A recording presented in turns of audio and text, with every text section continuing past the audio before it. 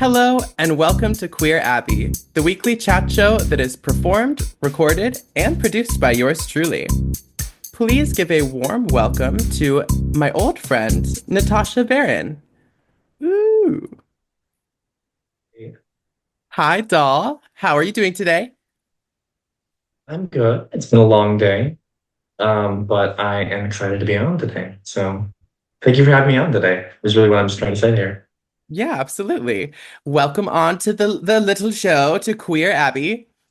Um, it is my little like weird avenue where I give advice sometimes, and sometimes I do interviews. So I was excited when we connected over it, and you said you wanted to sit for an interview because we have not talked in a while. I've known you for Been 4 years. 2 or 3 years now, yeah. Yeah. So, yeah, Natasha and I are gonna catch up a little bit today, and you're welcome to listen in if you're a creep like that. Um, so why don't we start with where did we meet, Miss Natasha? Well, that was before all of this, but I was back in we were in the jazz choir or the what was it? No, yeah, it was a jazz choir at Portland State, Yeah, that's and right. that was lots of fun. I did not make the second one, the next term, Neither did but I. we were very picky. Oh, But we can certainly get into that if you want to. Yeah. I don't want to. I Yeah. don't want to like throw too much shade, but Yeah. Oh God, I know. um. Yeah, but it was only for a term, but it's so much fun getting to know everyone, and I got to know you, and it was super nice. And I feel bad that I haven't talked to you in quite a while, but here I Yeah. am, making up for it, I hope. Yeah, certainly no angst towards you at all. It's just nice to see your face. And I have such fond memories of that first year of doing that jazz vocal performance study. I've on this podcast throughout the time that I've been doing, I've kind of talked about that experience, but I did not have a good fucking time. Like in especially the second year of being a vocal performance major, it was just like not, it felt like so high stakes for no reason. It was crazy. It's But I very elitist. Yeah. Yeah, very elitist. I mean, what was your experience like? Because I know that you studied music for at least 1 year, right?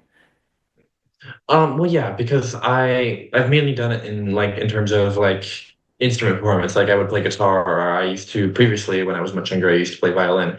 But in terms of vocal performance, I hadn't quite as much experience as you or the other peers had in that class. So obviously, I didn't expect to be able to make the next term, or the next jazz club. But I was there long enough to notice that there was like a sort of, I don't know, like there was like a hierarchy in terms of like uh who was given the most attention or who was given the most like uh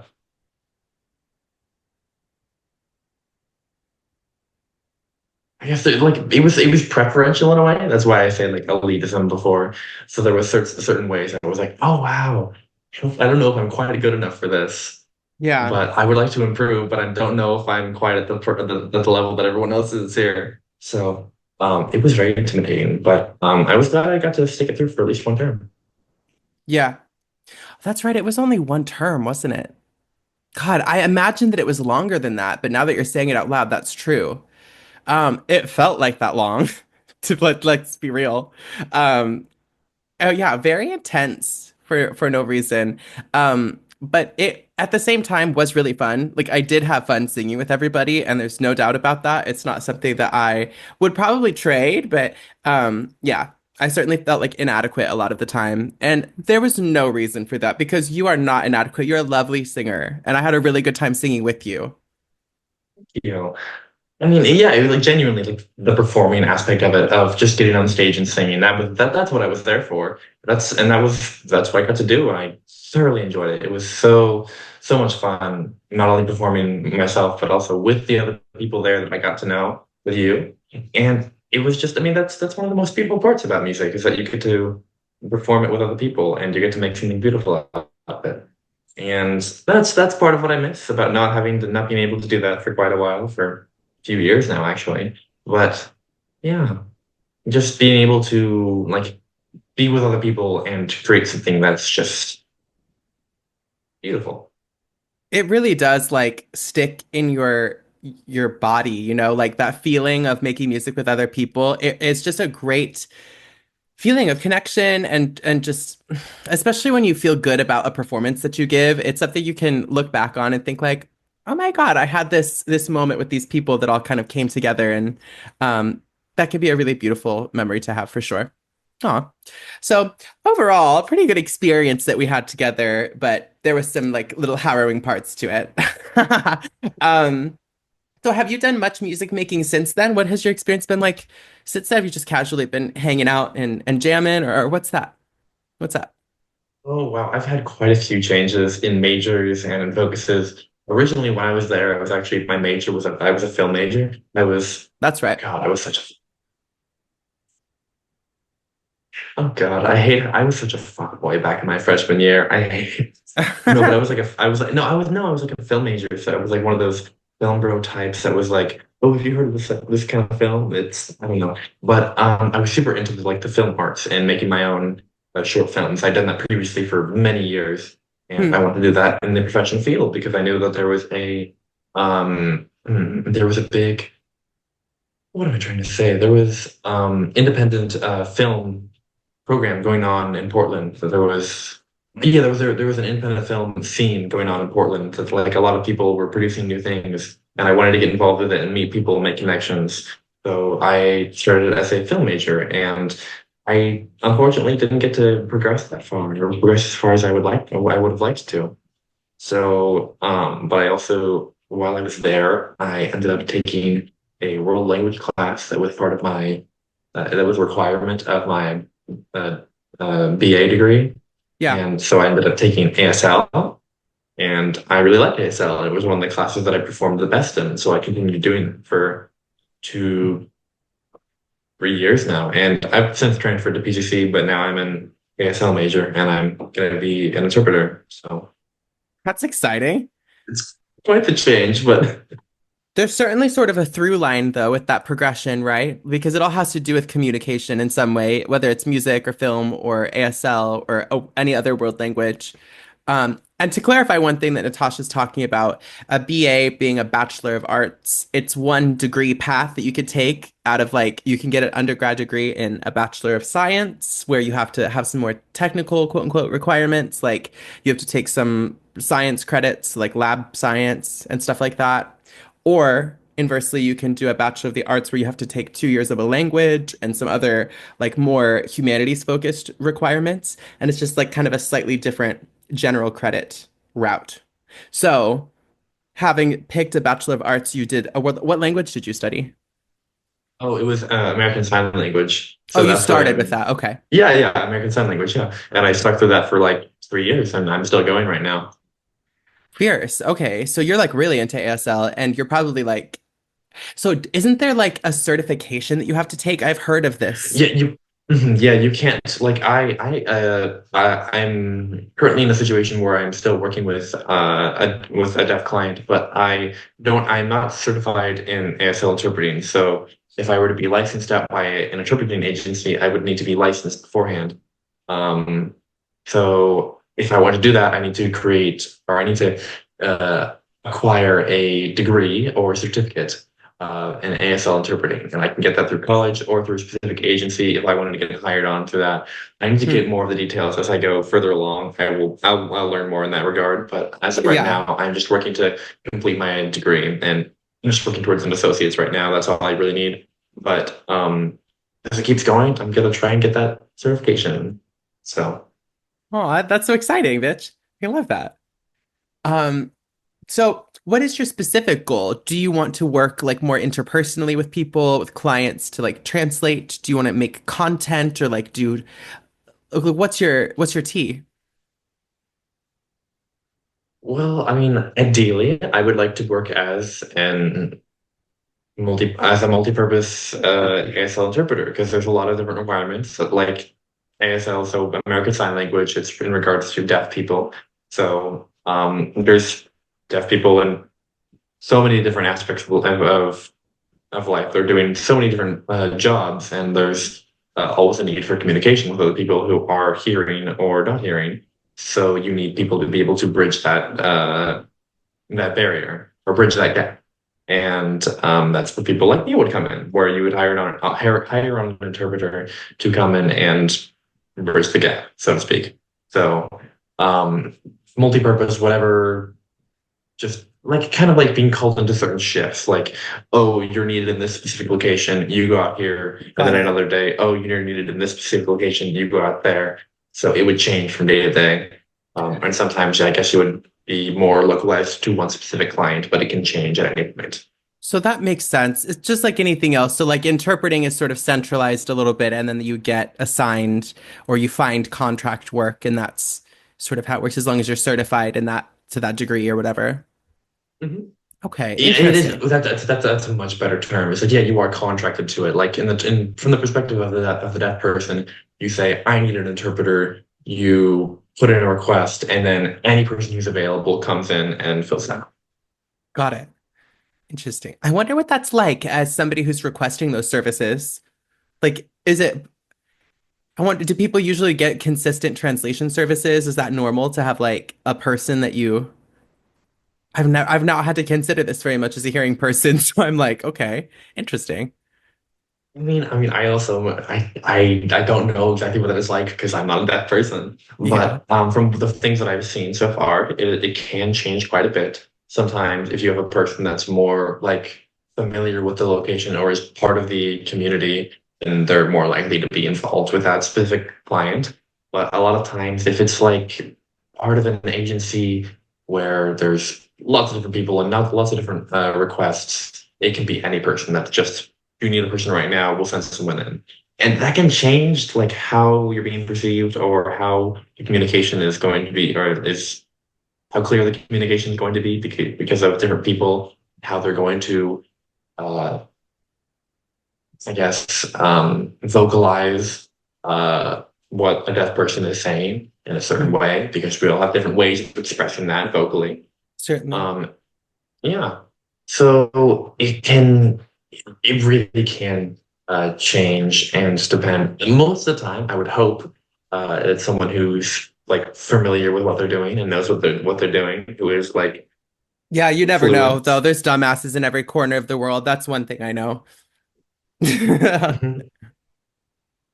Because actually the situation I'm in right now is I work with a deaf student, and I'm not licensed, as I said before, but I'm an educational assistant, and I had the bonus of being fairly familiar with ASL. I'm not certified, but I know enough that I can communicate with the student and I can Yeah. help them where they're needed. So I'm just an aide who also knows ASL.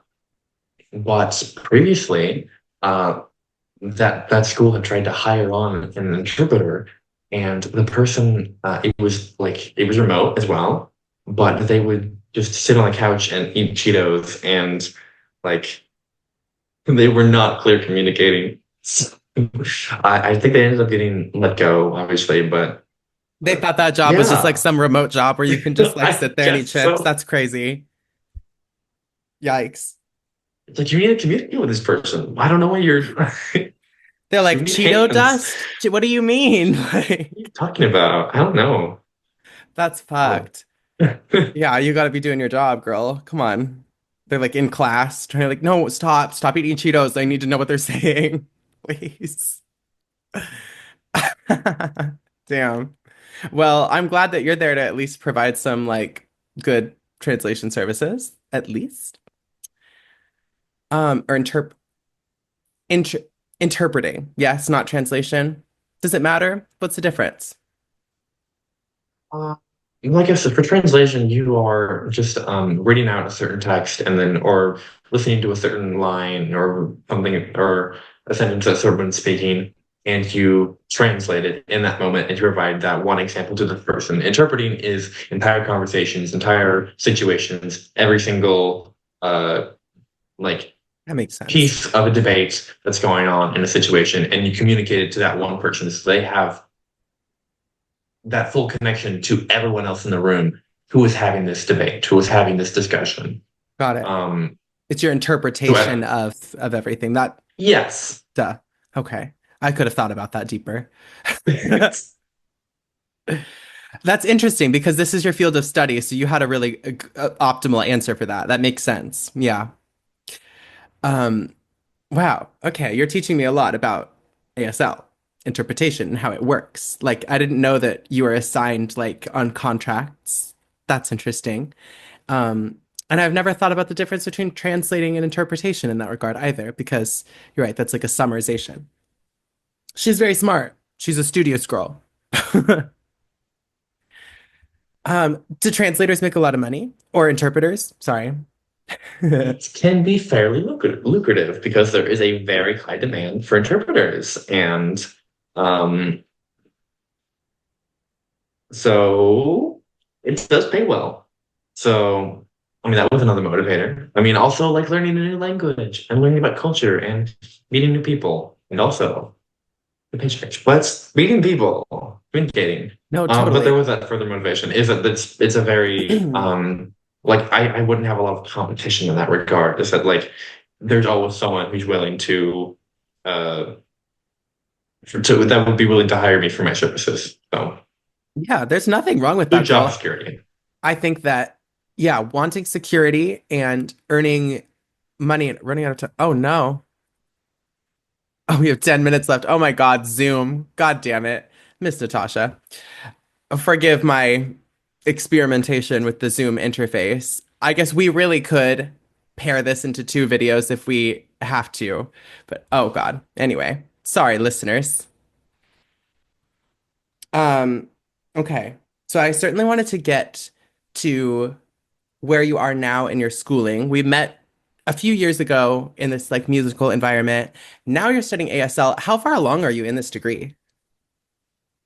So I guess it's my third year now. I did take a break for I would say since June of last year. I took a long break. There were a lot of personal reasons. I ended up taking up a new job, and I had some,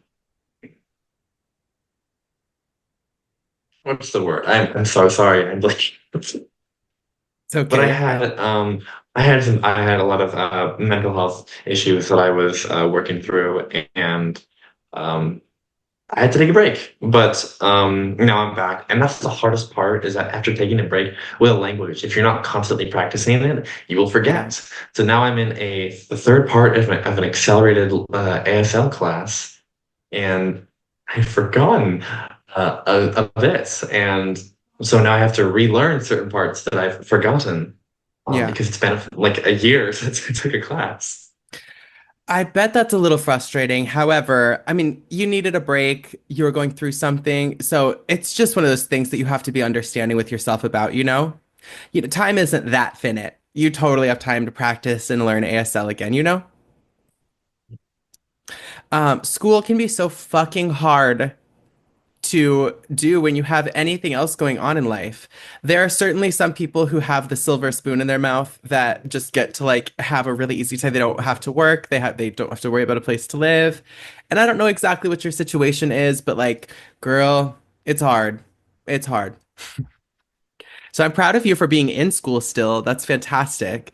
And yeah, you're getting pretty close to finishing that certification then. That's cunt. That's cunt. She's serving cunt. Do you know how to say serving cunt in ASL?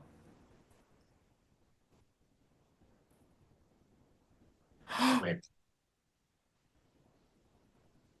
Oh my God, you're Oh joking. no. It's the one word I don't know. I could say giving con, but I don't. Giving cunt, I feel like is close. Wait, what's cunt? Can you isolate that one? No, I don't know the sign for that. I Oh, know like that's the one.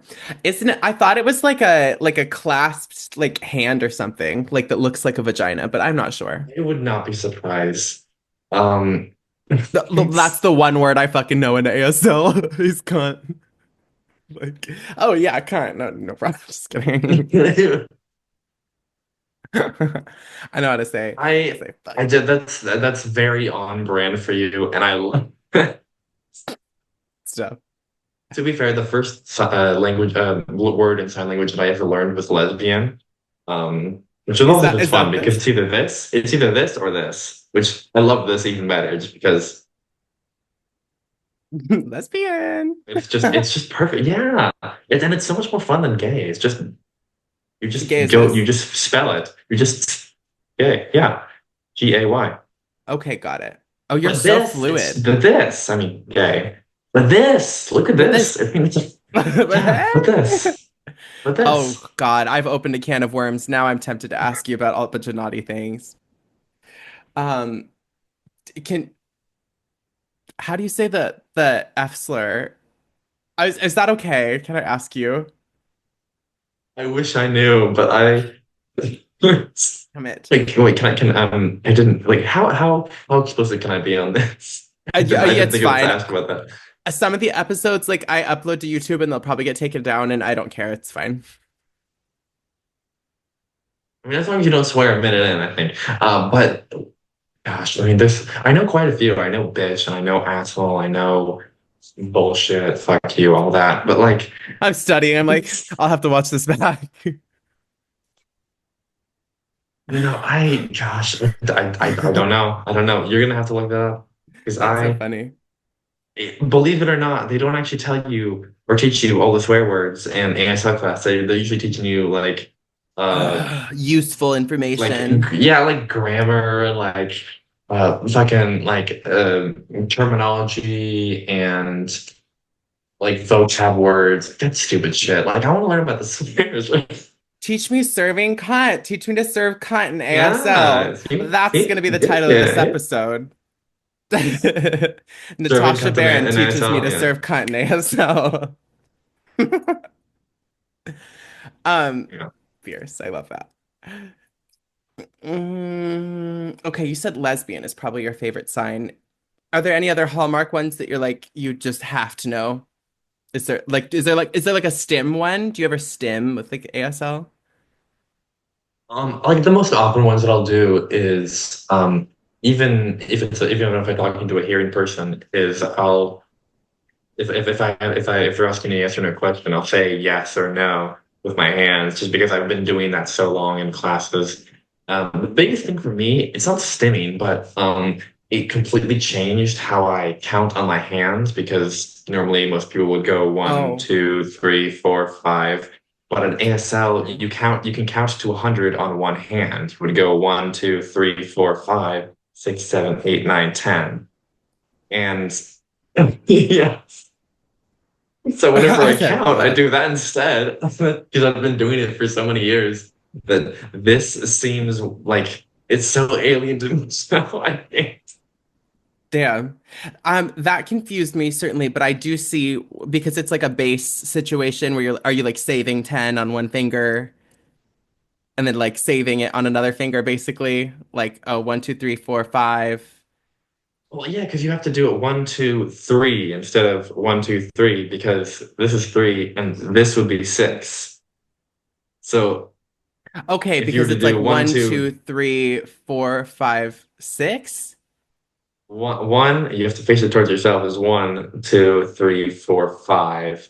Then you turn your hand around for six through 10, and you go six, and then seven, and then eight, and then nine, and then 10.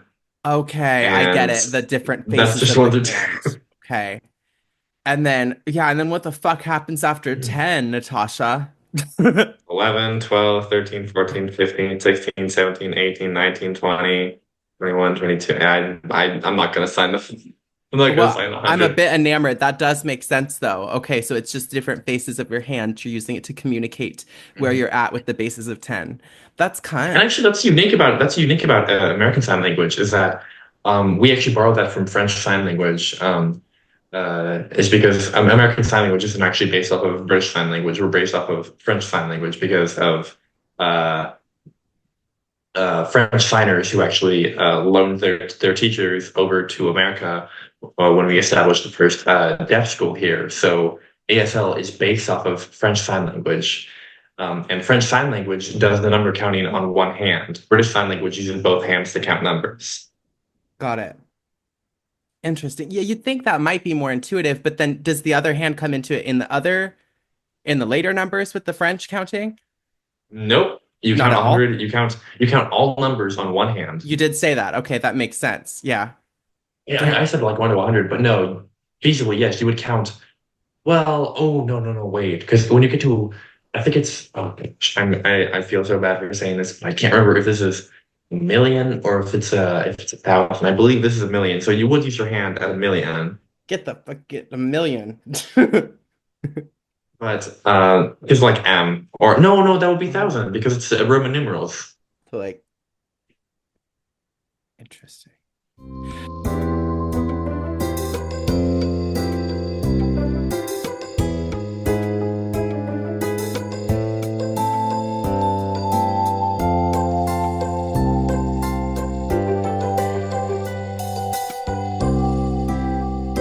And we are back after a small interruption because Zoom does not allow you to do meetings that are longer than 40 minutes, as it turns out, with unless you have like a subscription or something.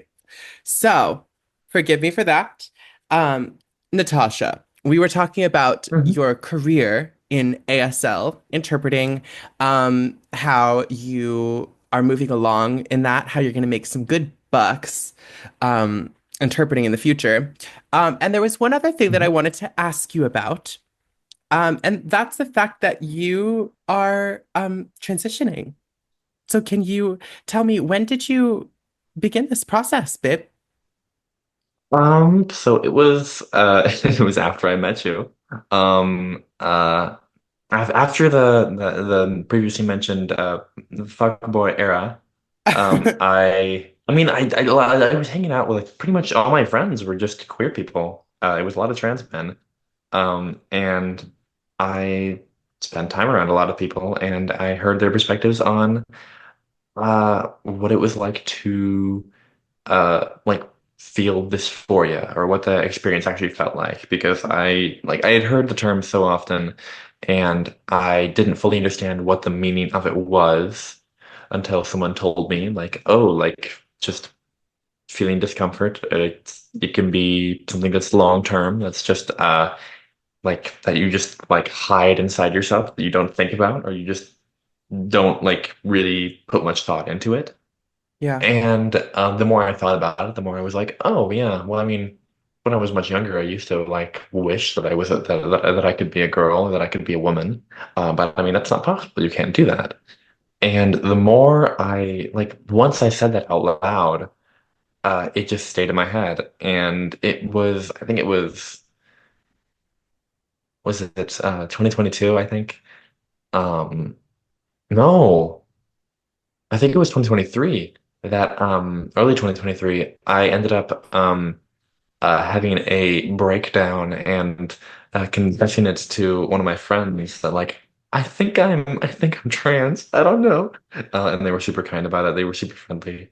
And you're just dropped into this new scenario where it's like, oh wow, I am not the person that I thought I was. I don't know what I'm supposed to do about this now. And I had to figure that out. I did have one of the best parts about it was just having people around me that had been through the same scenario because like all my friends were queer. So I just turned to any friend and be like, what do I do? And they'd say, oh, here's what happened in my experience. Here's what I can tell you about this. Or actually a lot of my girlfriends ended up like I would ask my friends at work, like, hey, like I don't know what to do. Like, how do I do makeup? What do I do? And they would just be like, here, girl, wait, give me like a week and I'll be back and I'll give you like all my makeup stuff. So I ended up getting so many palettes and brushes and like little blush palettes and I ended up getting bronzer and all that. And it's just so many people just being like, oh, you're a woman now? Here, let me contribute to that. So having Aw. supportive people was such a big thing for me. Having that supportive network who encourages that, who like is there to like guide you along the way and like yeah provide that helping hand so as you go down that path because Yeah. womanhood is not a path that anyone should have to take alone and thankfully I didn't have to take it alone. Like a girl, that's so sweet. I could cry. I love that. It makes me really happy that you feel like there's people around you who are like actively supporting you in this. And that word gets thrown around a lot where it's like, oh, I support you, this and that, support, support, support. But that's like a true form of support to like really think, you know what? I have something I'm not going to use that you can use here. Why not? Like, if this is going to help you be a woman, fierce. Here's this for you. Like, that is supportive behavior. And even beyond that, it's behavioral and everything too. But having people around you that make you feel like I can do this, this is actually good and it feels fun and like I feel connected with everybody, that's important. Aw. Yeah. Did you know that the music theory professor slash SAMP area coordinator for like the because my degree path now is the audio engineering stuff. Ooh. She's a trans lady. Her name is Onwin, and it's just like this is going on a little tangent here, but it's so amazing to have that feeling that like there are people that you just know are there for you or that like believe in you or not questioning your existence, basically. It's really, really alleviating. So, Natasha, you're so cute. You're so pretty. I was a little stunned because I hadn't even like had any interaction with you for a while and I didn't know you were trans and I was a little gagged and I'm just really happy for you. It kind of tracked for me when I thought about it. I'm like, you know what? You know what? You know Shit. what? That yeah. You know that little gay boy that I met so long ago. You know what? I think you. I think that was a woman. I think she was giving a Oh little yeah. something No, extra. that was a boy. Um, yeah. Aw, this is fantastic. Gender is You. fucking weird, girl, Gender is so because fucking weird. Yeah. the idea that you have of yourself can be so, it's not wrong. It's just like it can be turned on its head. You know, like we live in this world that prescribes a certain way to be, and it can cause so much misery for people. Like, I thought that you were actually very kind and gregarious and connected, like when I knew you before you began to transition or whatever, which I always get a little uncomfortable about how people put that anyway, where they're like, before you transitioned. It's like, okay, let me demarcate that, please, like in my feelings. But like, um, I can certainly sense a lot of joy in you, and you seem like really happy and more outgoing, which seems to be sort of symptomatic of people coming out of their shell, you know? Okay, one of the biggest things about transitioning for me was that like after I transitioned and like the first time I put on an effeminate outfit and I went out with my friends out to like a bar and like no one gave a shit. I was like, wow, I didn't know I could be this happy. I didn't know that feeling existed. I thought like I thought just like that like dullness was just what like life. And then Yeah. I got to go out and be myself, and I got to experience what actual joy is for the first time in my life. And I was like, wow, have I been missing this my whole life? Aw, And I yeah. had.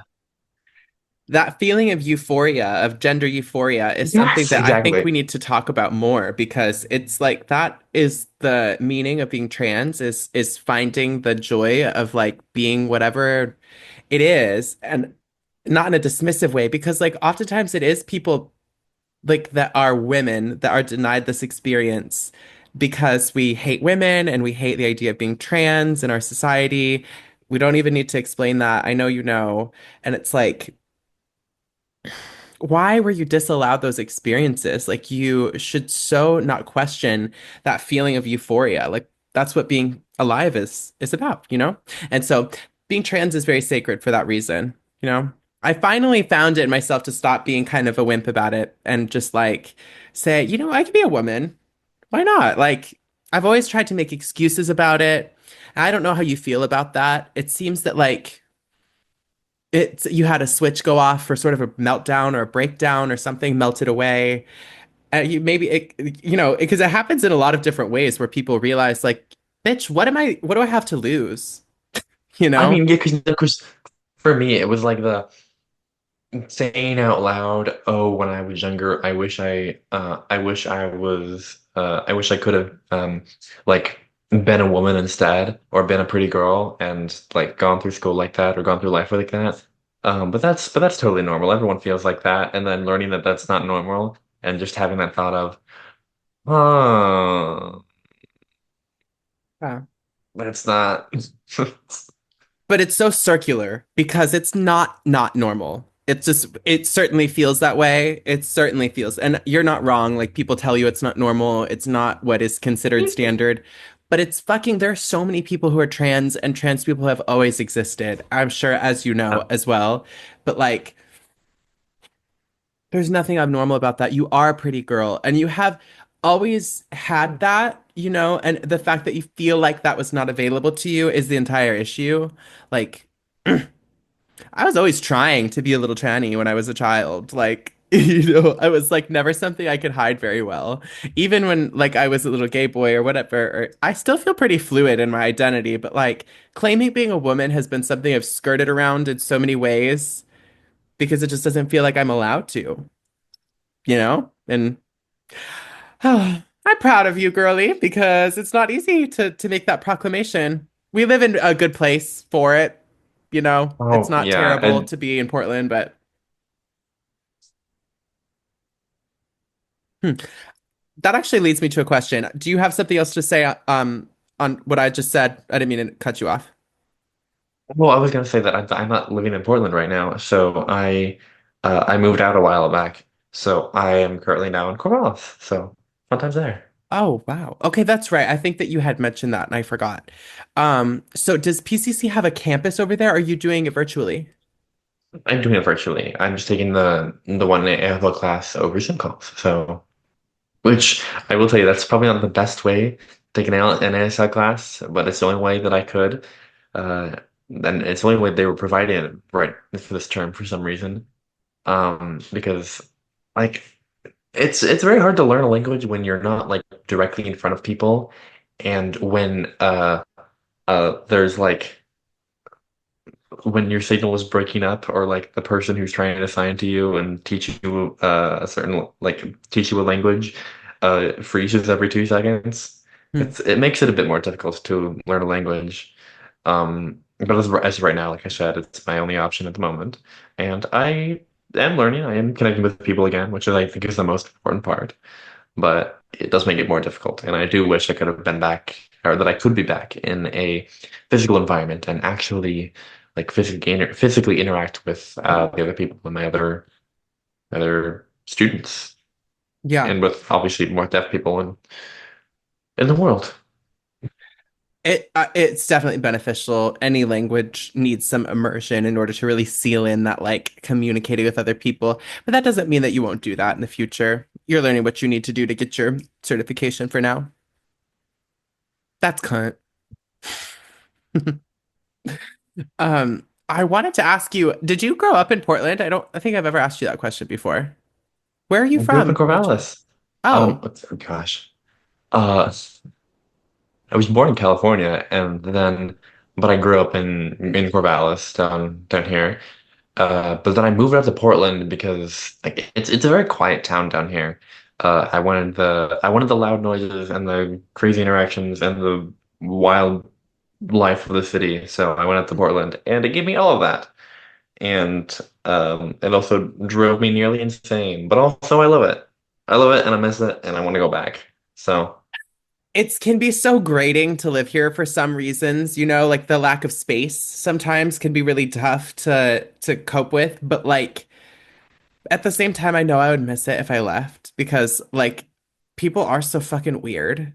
And like I work at a place downtown at a dispensary and I just have the weirdest fucking people. Some people are so unpleasant, but that's just anywhere in the world that you go. You can't get away from unpleasantness. It just exists everywhere you go. And I really like Portland for what it is. It's very wacky and just like at the same time, it's just like anywhere else, just a bunch of wacky people who think that they're all the main character, you know? yeah, exactly. That's part of the reason I love Portland. It's just a bunch of people with main character syndrome. all walking around and getting super high and just building a whole bunch of bridges, and I'm all for it, and I miss it. Yeah. And also cherry blossoms. Oh, right. I They were forgot about so that. I didn't pretty. go back. They were so pretty. Oh, I missed that. It's like the best thing about living in Portland. For anybody, there's some people that listen to this like throughout the world, which is kind of baffling to me. Like I don't know why, but so anyway, in Portland, Oregon, there are cherry blossoms along the river that like they're really pretty just for this couple like weeks in springtime when they blossom and then they kind of fall in the wind and it's just so gorgeous. It's very picturesque and it's always bustling with people when the weather is nice and they're like taking pictures for graduation and stuff like that. Um, so Mr. Chasha, Corvallis, what's the most fun thing to do there? Um, See, my lack of an answer is probably indicative of the fact that I was so eager to move to Portland in the first place. I mean there's things you can do. You can like go out. I mean it's a college town. The only reason you live here is because you're old and you have money, or because you're going to OSU. So there's places around the campus. There's always like bars and stuff. And actually, I did ended up the one of the things I did like was getting septum pierced and getting more like piercings. I You can't even see it, but I got a second lobe actually, and I want to get more. It's really cute. You pull off a septum really well. Oh, I see that. You pull off a Oh, septum really thank you. well. Yeah. No, the money piece and the septum, you're giving so Portland girly. It's so funny. I'm Portland girly, but not in Portland. That's why I need Yeah. to move back. God damn it. Yeah. You take the girl out of Portland. You can't take the Portland out the girl. We'll have to when you were in Portland, we'll have to get a drink or something. Or do you like to do karaoke? Oh my God, I haven't done karaoke in so long. Absolutely. If I'm ever in town, I will hit you up and please let me know. I am so down for that. I'm absolutely so down for that. We do have to do that. That would be really fun. I would love that so much. I like just have like a big smile on my face right now because I am glad to see that you are so happy and that you're pursuing something that's important to you. Because yeah, you all my interactions with you have been really lovely, Miss Natasha. Oh, Um, thank you. I think that we are coming to the natural end of this episode of Queer Abbey, but we should certainly continue this conversation, you and I. For the people listening, Natasha is on Instagram. So if you would like to keep up with her and her endeavors, the creative things that she does, maybe film projects, maybe ASL related things, maybe Natasha being cute and fun, you can find her on Instagram at Dax on the Max, which I can link in the episode description if you're okay with that. Oh, Um, absolutely. Totally. So follow her. If you're interested in submitting your music or having advice answered or anything like that, like the normal stuff, you can hit me up the normal ways. You've got the phone number or voicemail, which is 503-567-2053. You could send us an email. You could send me a picture of your dick. I'm just kidding. Don't do that. At queerabby@gmail.com. That's QUEERABBEY@gmail.com. I got you on that one. That's so funny. You could or you can use the anonymous inbox that's linked below if you want to ask for advice, and I'll answer it here. So, Natasha, thank you very much for being here. Thank you so much for having me on. Really, it was such a joy to be here. Yeah. I we will be sending you an invoice. No, I'm just kidding. I just Really let me have know to pay what rent. what Mhm. address is best. Yeah, for the time. Yep. Mhm. Just kidding. Um, Girly Pop, like I said, let's don't be afraid to reach out to me. We should chat again soon, and let's not stay strangers Absolutely, I like we would love did. that. Yeah. I would really love to. Yeah, so let's keep in contact. I would really love to talk to you more. Or, I mean, if you ever need another guest again, let me Yeah, know. honestly, I'm really into doing interviews. I'm just scared of people and lazy and the combination of those two things. But I need to get into it because it feels natural and it's so fun. I love to talk to people. And I would love to interview you again. Maybe we can talk like more in depth about ASL or just anything else really. We could both do our Just queer makeup life, or just me. something. Oh, you can see how shit I am with eyeliner. Actually, no, I'm getting a little bit better, but yeah, I love that. Every now, like most of the time, I'm pretty boring, but every now and then, I lead a very exciting life. So, So you better look out, Pete, the 20 people who listen. If you if you want to see Miss Natasha, you better get on that, okay? Let it be known. And like I said, follow her on Instagram. Natasha, I hope you have a great rest of your evening. Don't do drugs. um, all right, All right, bye. doll. Mwah. I'll talk to you later.